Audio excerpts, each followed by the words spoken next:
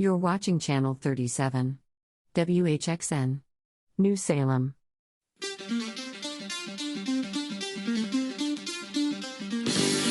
Tonight, Channel 37's Midnight Movie Show squeezes at least 4 movies in a 1-hour time slot.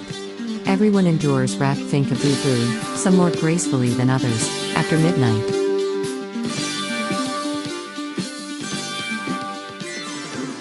Hello and welcome to Channel 37's Midnight Movie Show. I'm Dan, and with me are Mike.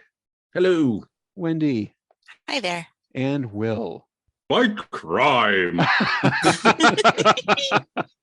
How did I know?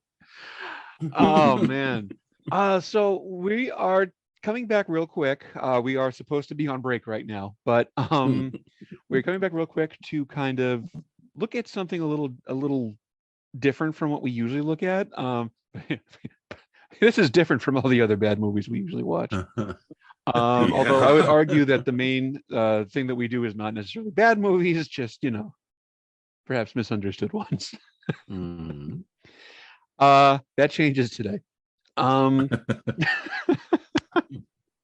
Like something that we often kind of talk about is how, we're here to look at movies that we actively enjoy. We're not necessarily looking for so bad it's good, but sometimes you got to watch it so bad it's good. And so for that, we kind of have an after midnight movie show here, I guess. Like if the main show is USA Up All Night, then this is the movie that Channel 27 out of Worcester shows at 3 a.m. Is probably the best way I can think of to put it. And it is a movie that I have been obsessed with for my entire adult life, despite having only seen it for the first time probably within the last year.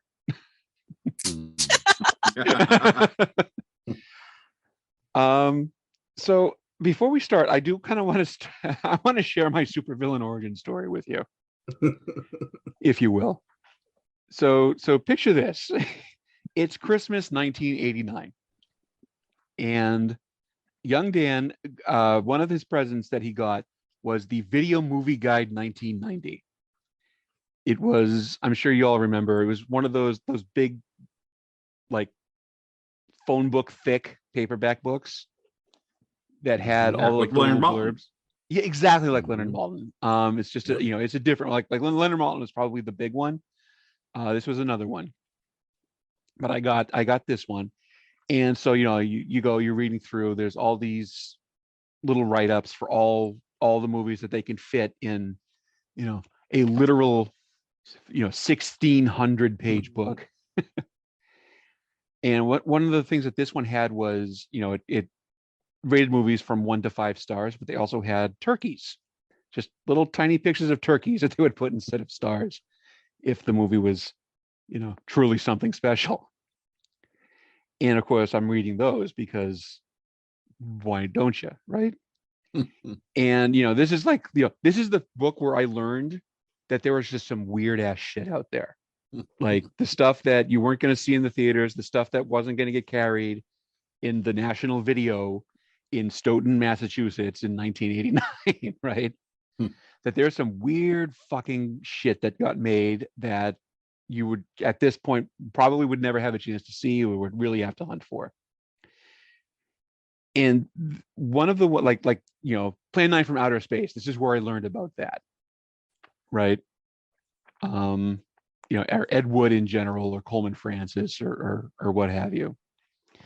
And one of the write-ups that I read, in fact, I've dug it out. I've got it in front of me. And Pfink A Boo Boo was one of the titles that caught my eye at the tender age of 15.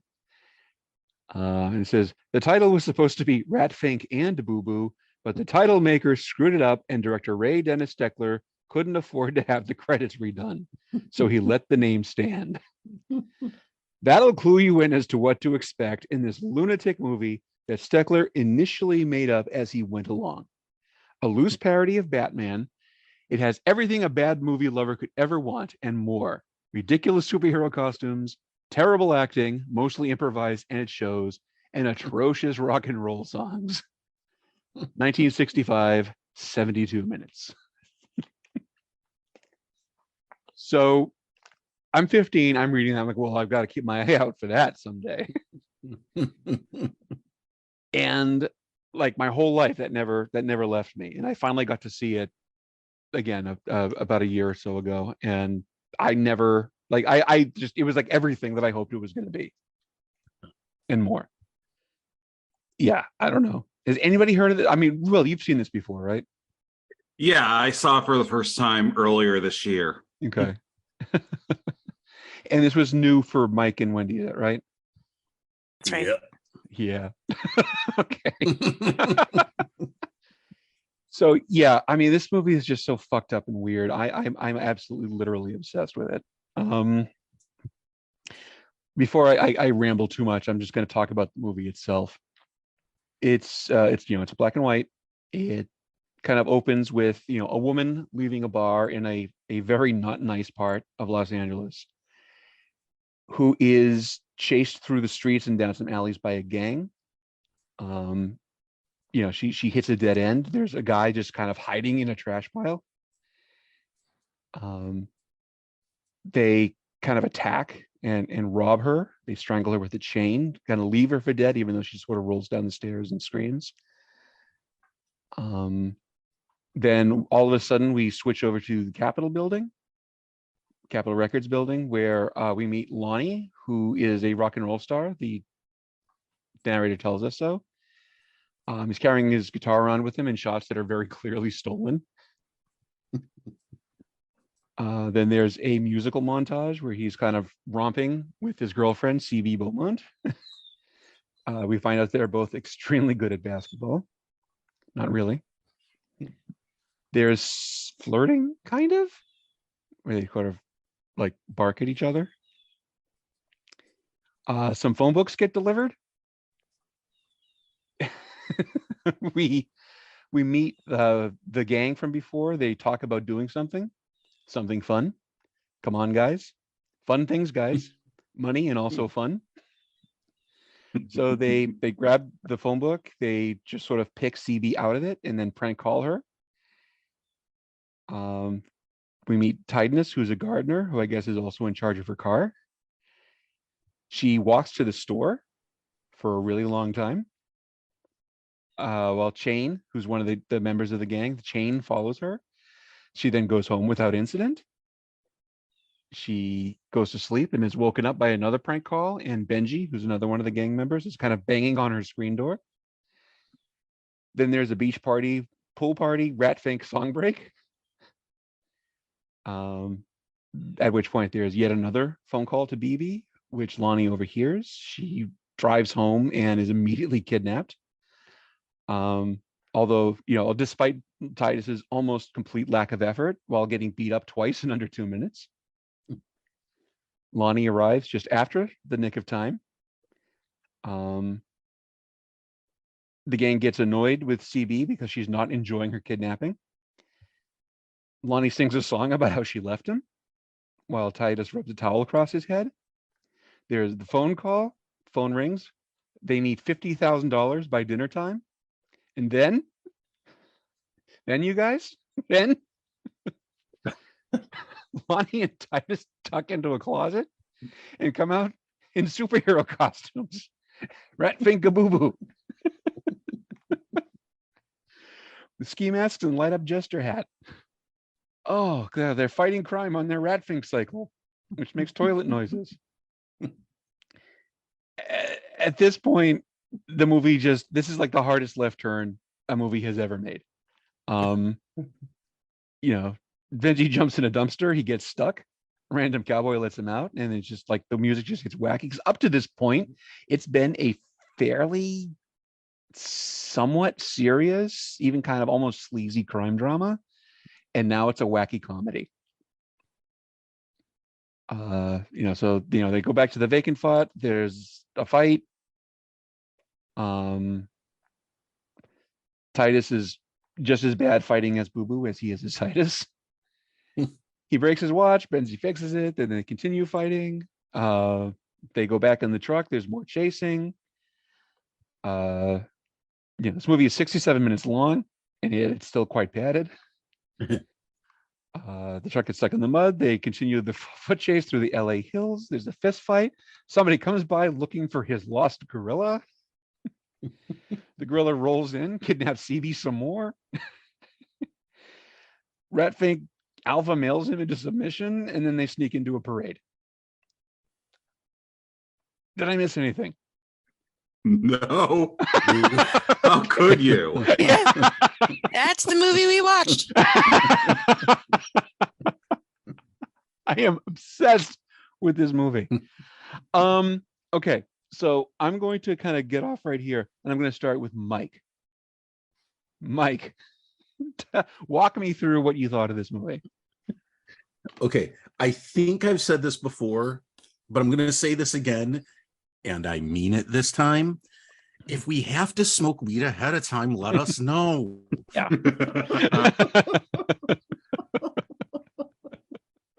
So I'm watching this thing because you said you put out when you I don't know if you put it on Twitter or in the email, wherever you put it. I remember you somewhere you had said, please try to go in as blind as you can. Mm-hmm. So I followed that. Unfortunately, I did see an image with the gorilla and the gorilla handler. Mm-hmm. But I honestly thought it was a very tiny thumbnail. I thought it was a werewolf. So I'm like, is this okay? This thing's going to go places. Yeah. You know, I thought werewolves were going to show up. So whatever. So we're 37 minutes in. They go into the closet. I'm like, what? I'm like, okay, this is fine. As you said, it's kind of this sleazy crime drama. Like, okay, what's going on? And then they come out as Batman and Robin.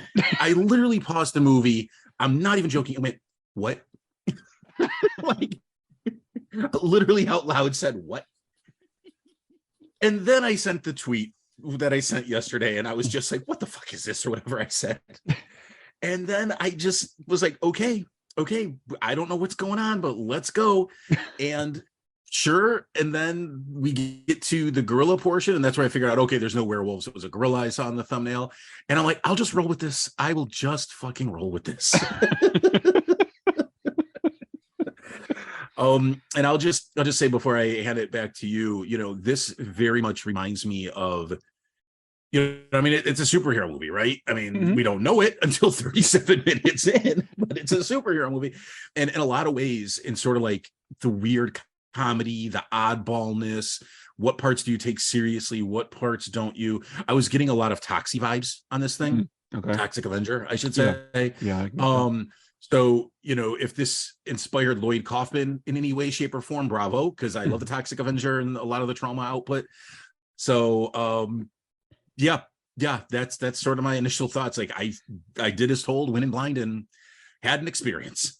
That is actually that's a really good way of putting it. There's definite trauma vibes happening here, just in the sense of we're just going to throw everything at the screen, and if anything sticks, awesome. Right. Yeah.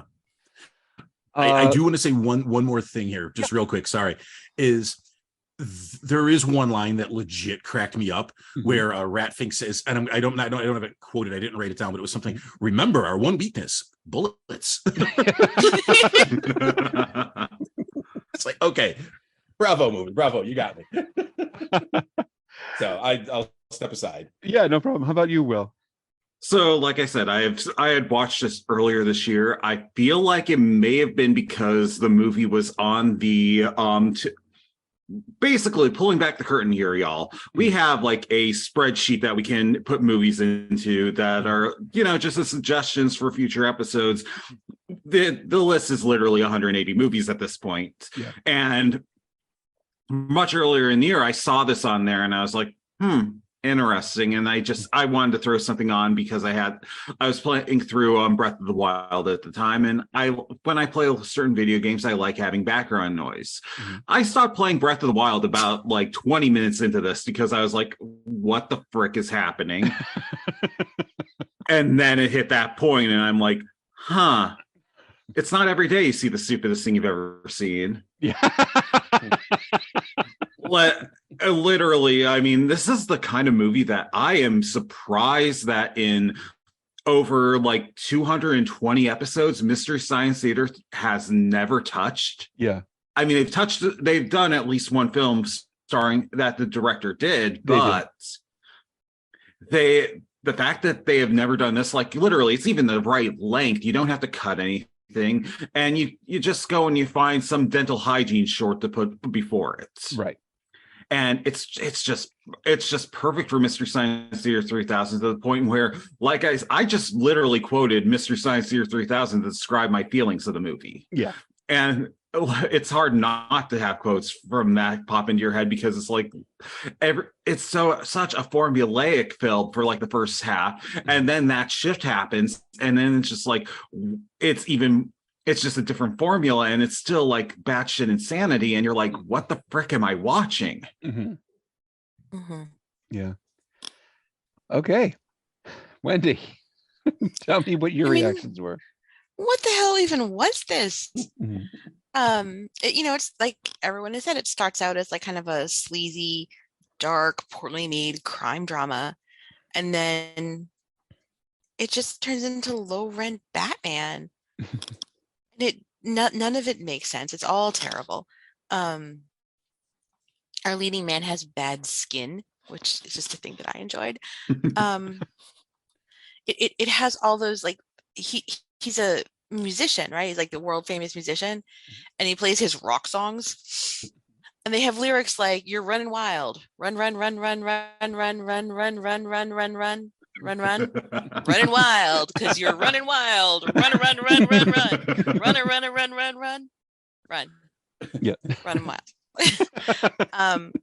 I think those are actual lyrics from that song.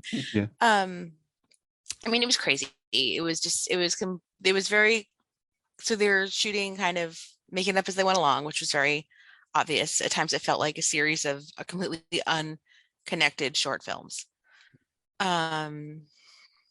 It wasn't pretty. There's really nothing redeeming about this movie. It was just bad, but it was weirdly fun. When anytime Rat, Fink, and Boo Boo were riding around on the rat cycle, just the energy that they had was just really fun and lighthearted, and I really enjoyed it. And I think we decided that the Aquabats absolutely have seen this film. Yeah. Yeah. These guys are like proto Aquabats. But I mean, I don't know. It was just, I don't recommend this. This was just not a thing that people should watch. There are so many other good bad movies out there. Unless you want to watch a grown man in a union suit and gardening gloves and a ski mask with a pom-pom on it. I don't know. The ski mask had a pom-pom on it. His mask was a ski mask with a pom-pom on it. I don't feel like that can be said enough. Like, that's the thing that we saw in a movie last night. Yeah. Yeah. I mean, I feel like this is definitely a movie that has an audience. Wendy, isn't it? And that's perfectly fine. I will say this. I mean, at this point, I've seen this movie several times, and I still like just absolutely lose my shit every time they walk out of that closet. Every single time. That is funny. Yeah. Like every single time. It's like legitimately one of the funniest things I've ever seen. I mean, clearly I've been gushing about it. I'm absolutely obsessed with this movie. It is a bad movie. Make absolutely no mistake. This is not a good movie by any metric that you could possibly come up with. But it's fascinating. Like, it is what it is, and it is unapologetically that thing. And like, somebody paid for this and put it in theaters, which is wild to me. So this movie started off as, again, just a straight crime movie called The Depraved. It was going to be what it was originally. It was based on a real incident where the director, Ray Dennis Steckler, his wife, Carolyn Brandt, who's the actress in the movie, this is the director's wife, was getting these obscene phone calls. And they took care of it. He realized that, I guess, you know, the guy always called his wife like within 5 minutes of him leaving for work, so he knew it was somebody nearby. And he and his friend, again, who's the guy that played Ratfink, kind of just got in the car, went around the corner and waited, and went to the house of the guy that they were reasonably sure it was, and then made sure it stopped. but he's like, you know what, there's a movie in this. And so he started off making what was going to be a serious crime film about, you know, a woman being harassed by this gang, and then literally got bored with it halfway through. That is literally what happened. He got bored with it and he said, you know what, let's do something else. And so halfway through, he turned it into Batman and Robin, which I kind of almost have to admire that, you know.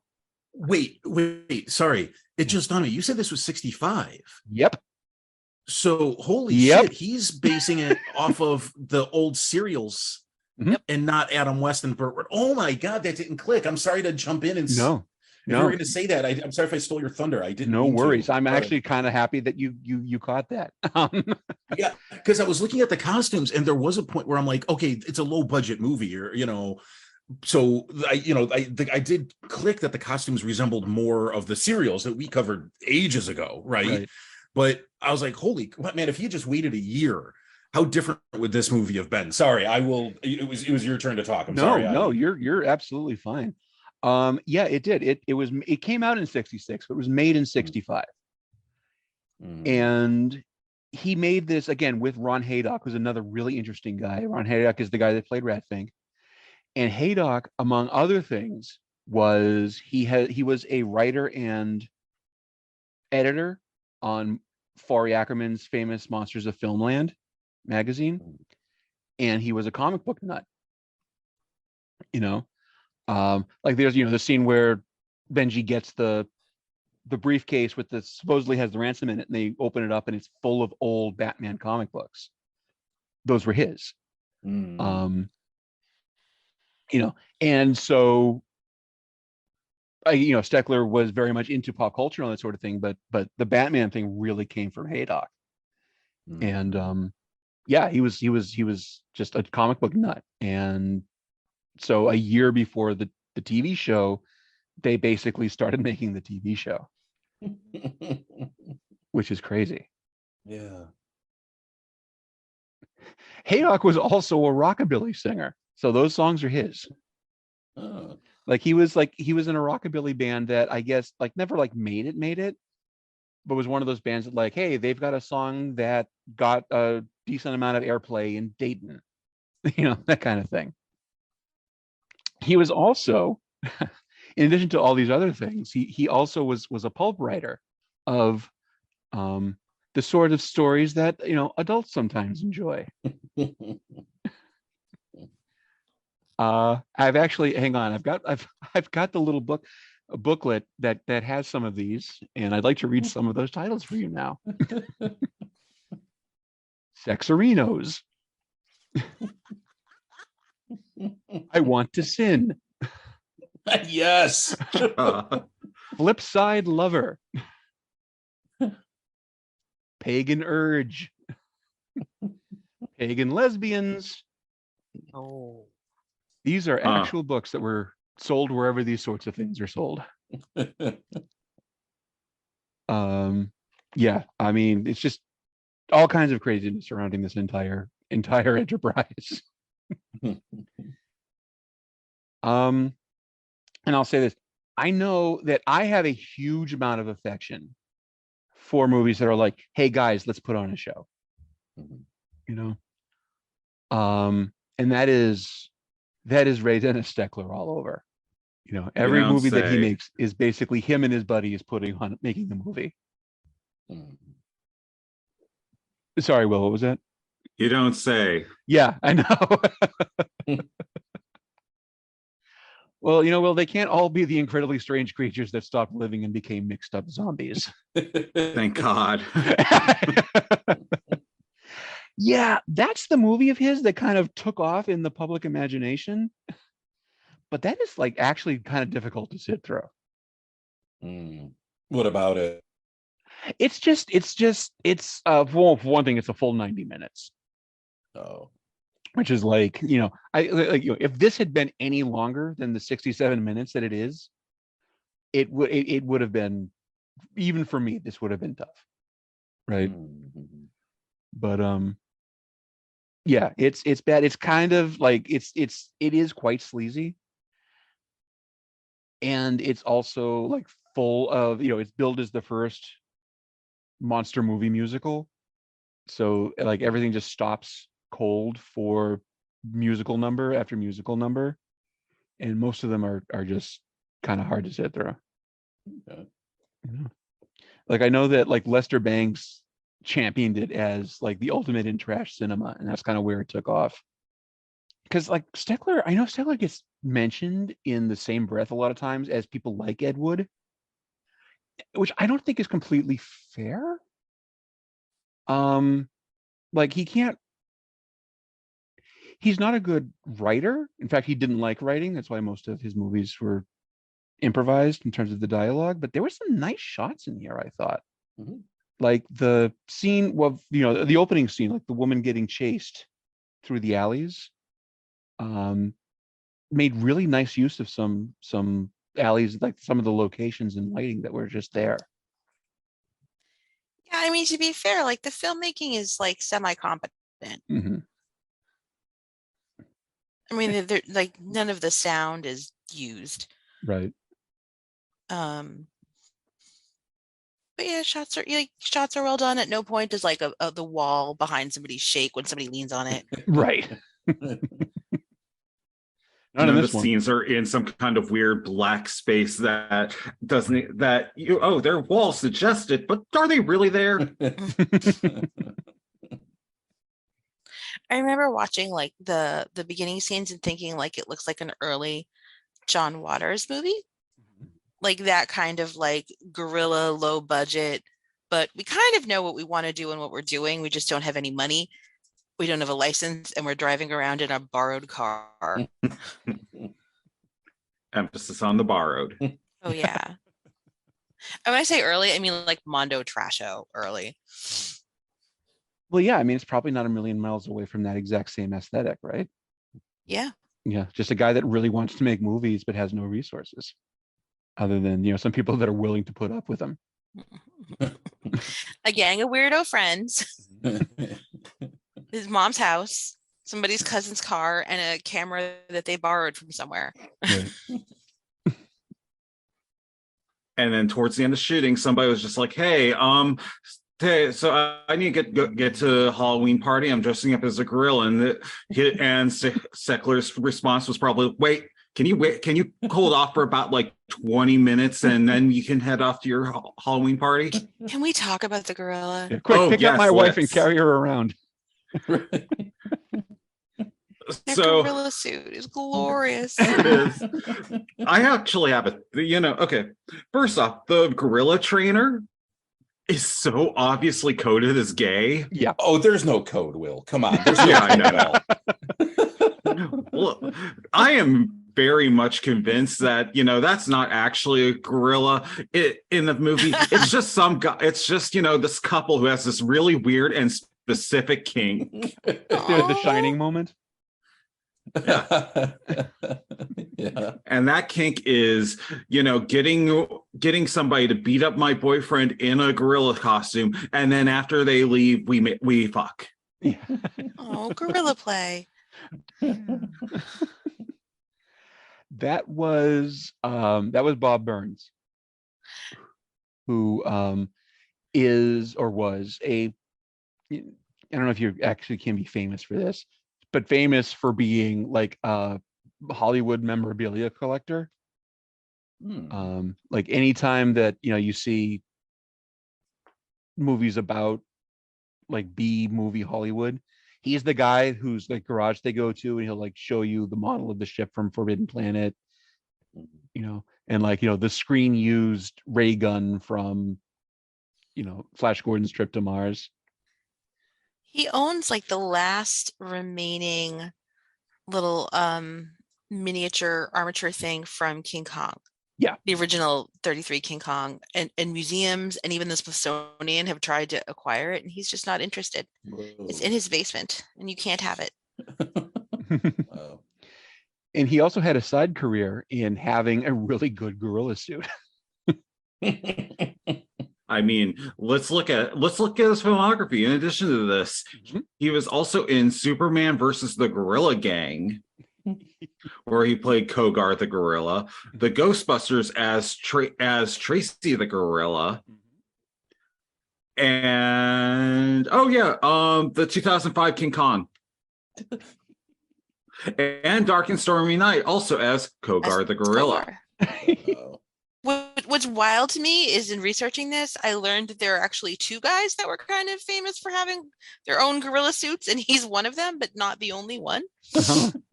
George Barrows, who did Robot Monster, is the other one. I swore blind that this was the same guy. This is not the same guy. I looked it up. Oh, it's not Roman. I love me some Robot Monster. I thought that was Roman the Roman. No. He is also on the commentary track for The White Gorilla. He's on I think he's somewhere in the commentary track for the special edition of Robot Monster. But he is not the Robot Monster. Like, because he's like a legitimate expert in B movie Hollywood. In addition to, being Kogar the gorilla. And he is still kicking around. He's in his 80s. Yeah. He's just got so much awesome stuff. It's always fun to see him drag some of that stuff out. And then, they put him in a suit and had him pick up the director's wife and carry her around the Hollywood Hills. Until Ron Haydock decides to alpha male him into submission.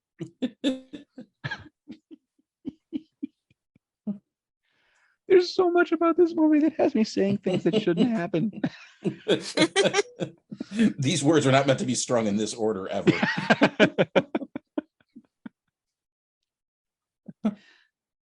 Yeah, I mean, I get this. There's not a lot to this movie. I mean, it is exactly what it says it is, except for when it's completely not. But yeah, I'm completely obsessed with this movie, while at the same time understanding it is not good. Oh no. I think so. What is this movie in length? Is it 67 minutes? 67 minutes, yeah. But like around I don't know, minute 55, maybe they're done. But they need to make it longer. Yeah. So they just literally snuck into some parade in downtown Los Angeles in character and rode around and got shots of the crowd reacting to them and themselves in the parade. And then the voiceover makes it like it's a parade for them from the town, for an appreciation. Yeah. But it's not. They just crashed the parade and got the footage. I gotta kind of respect that, honestly. I mean, honestly, this is like the second most interesting parade I've ever seen in a movie. Yeah. What's the first? I mean, do I even need to say that it's that's Fun in Balloon Land? Oh God. We're watching Fun in Balloon Land at some point, right? Oh man, maybe I deserve that. I mean, but you've completely forgotten about the parade from Superforce. Oh, that takes place in the airplane hangar, where they pass by the same four people over and over. Oh, that's right. Yeah, I thought Superforce was a good movie. Yeah. That was the thing that happened. Red Letter Media have a term that they call shooting the rodeo, which is exactly what this was. Where your director just kind of sneaks into something and grabs footage of something completely unrelated so that he can splice it into his movie and create some production value, which actually comes from the movie. It can be either called Blood Shack or The Trooper, where the director literally shot a rodeo that was in town and just spliced it into that movie to pad it out. That the same director? Same director, Ray Dennis Steckler. Oh, whoa! I mean, I recognize Blood Shack. Yeah, it's a little place where we get together. Oh, what does the sign say? 15. Oh, yeah. Oh, God. 15 miles to the fuck shed.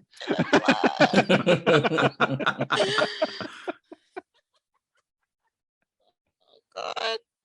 Oh god. So yeah. Yeah, I don't know what else to say about this movie. There's nothing else to say about this movie. This movie is exactly what this movie is. It is part of the Ray Dennis Steckler box set that Severin put out early this year, which I have because I'm me. And I mean, even the really bad movies are just unusual enough that I get something out of them. It's a beautiful set. Okay, important question though. Does the box set have sexual satanic awareness? I don't know that it has that one. It's How 10 about discs. Sexorcist Devil? It's what? How about Sexorcist Devil? I believe that one is. Exorcist. It might be under. Okay, here's I'm the thing. literally reading off the IMDb list of okay. his films. Because again, he's one of those directors that when he reached a point in his career where he wasn't like making movies that were making him money anymore, he did start to. He had an adult film phase of his career, Mhm. And he had a pseudonym for that. Oh yeah, he had many pseudonyms. Most of the ones that he used most often was Cindy Lou Sutter's, but yeah, this set is 10 discs, 20 movies on 10 discs. 2 of those discs are completely devoted to pornos that he made, which include Mad Love Life of a Hot Vampire,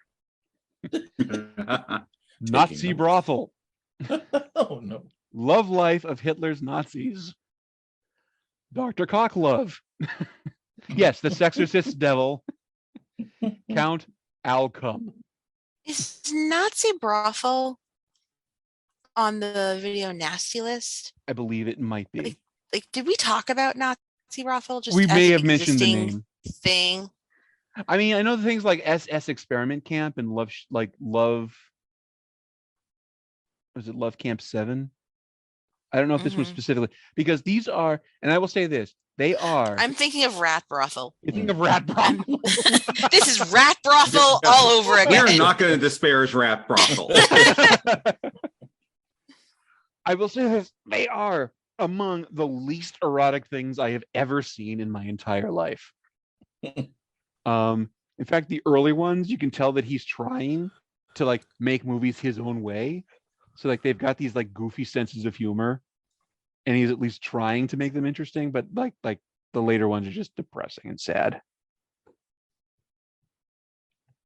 Because I got a box set, and by God, I'm going to watch the whole thing. Severin knows how to put together a good box set. It's a brilliant box set. Well, hopefully, he developed the ability to make 2 people actually show physical attraction better than this one, because seriously, Lonnie and his girlfriend flirting in that car is just like, that's a turnoff. Rough. Yeah. I will say this, among other things, it's got Joe Bob commentary on Incredibly Strange Creatures, which is pretty fun. Oh, nice.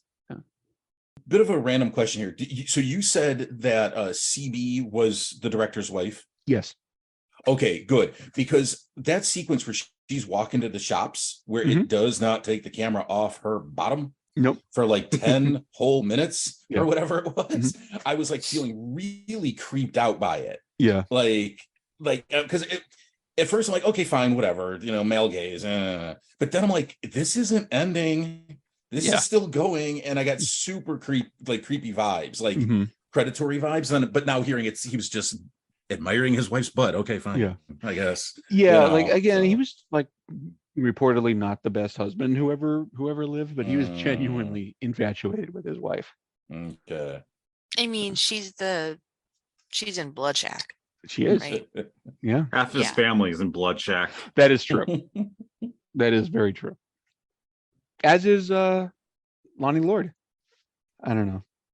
I mean, unless anybody has anything else, I think we're wrapping up here. Thank you all for indulging me in this. I sincerely appreciate each and every one of you. Aw. Thank you. Hey, like it got me one of my new favorite movie quotes, the one I said earlier about the bullets. So Yeah. it was worth it for that alone. It really was. That's a genuinely funny line. That moment when they step out of the closet in their costumes, that is a moment of gold. You That absolutely is some lost your fried shit. gold right there. You completely did. lost your shit when that Fried happened. gold right there. Yeah. You think they're going in there to for 7 minutes of heaven, but they come out and well, maybe they still go and do that also. Like, I was not going to be surprised if that was what happened. But they went a very different way. This is a job for you know who, and I can't remember the rest of that line, but You still. know and who. Titus's horns lit up. Oh my god! I love it. That looks like somebody's mom made them a superhero Halloween costume Yeah. out of an old curtain. Even The had fact her own that Boo Boo token. is such a terrible character and yet somehow has the better, well, not the better costume, the costume that more effort went into. Yeah. They're both terrible costumes, Oh, really, yeah. just, but still. But like Ratfing's costume was based on shit that you could just pull out of your closet, right? Like it was literally just long johns and a pair of trunks. Yeah, and then he had like a military surplus belt and like garden gloves and a literally like a ski hat. And like Boo Boo's costume, at least, I don't know, maybe his mom made it for him. I'm serious. Maybe like the actor's mom sewed him a better costume. I don't know. Although, and I think when you pointed this out, it made no sense that the guy who clearly could not see out of his mask is the guy driving. Yeah. Okay, I actually need to share this. We're wrapping up and then we aren't wrapping up. Basically, welcome to the Channel 37 Midnight Movie Show. So at some point or another, Steckler, in order to sell this, I think, went and made a very misleading new cover for the film, and like to the point where when I was trying to find this, I was like, okay, am I gonna accidentally find myself watching the remake that apparently they made? But yeah, like literally at some point they just decided. I went and linked it in the chat, and there it's just like seeing this in color somehow makes it worse. That is, that's clearly not these people. Like I'm looking at it right now. That is clearly 3 people cosplaying as Ratfink and Boo Boo in CB, which is a thing that happens. Yeah. And the woman cosplaying as CB is just like, okay, when do I get my checking and I can get the fuck out of here? Take the picture so I can leave. I mean, these people look like luchadors. Yeah. Nice. Yeah. Like, I mean, it's obvious because she's not wearing a mask. That's not Carolyn Brandt. But like, obviously, also Titus isn't Titus. Like, the mask isn't even right. And yet they put this on the official DVD cover. Wait, really? Yeah, before I had this box set, I had like an old used DVD of it, and this was the cover. But like, there's no pom-pom on that ski hat. Yeah, it's wrong. It's just the pom-pom is the best part. Like they're obviously not trying hard enough to pay tribute to Ratfink A Boo Boo. I do like that it says the Adventures of Ratfink and Boo Boo and the ND in and. Oh, it's like it's been handwritten. It's been handwritten. And they're there on the rat cycle, and you can see Ratfink both standing in the sidecar and also holding on for dear life. Yeah. Because that's how he rides that sidecar. But you're absolutely right, Wendy, in that like the shots of him standing in the sidecar holding the cape out while pointing actually do look pretty fucking cool. Oh, they look really cool. Like I'm literally, every time I saw that, I was legit worried he was gonna die. Because he's standing in a sidecar, and the sidecar they're actually like driving the motorcycle. They're not like being towed around on a truck. And that just seemed really dangerous.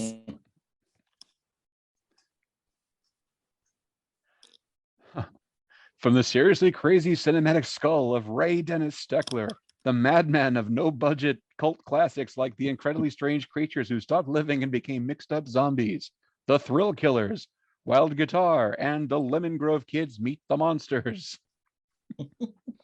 Now, again, I'm 14 years old. I want to watch all of those.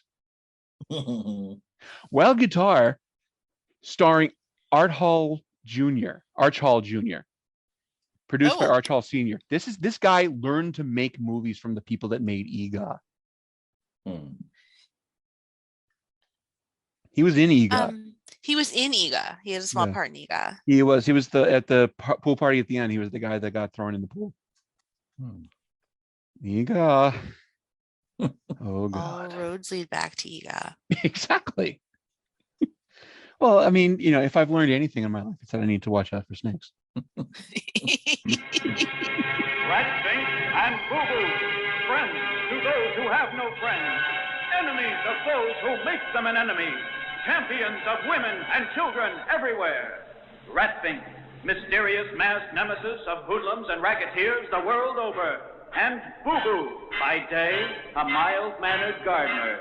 By night, the scourge of the underworld. Rat Pfink and Boo Boo. Together they blaze a four-fisted campaign against the enemies of truth, justice, and the American way of life.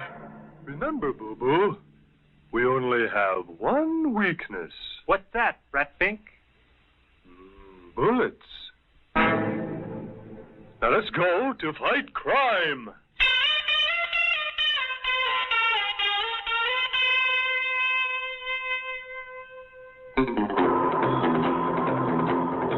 Why are any of us still awake? I get late shift for this.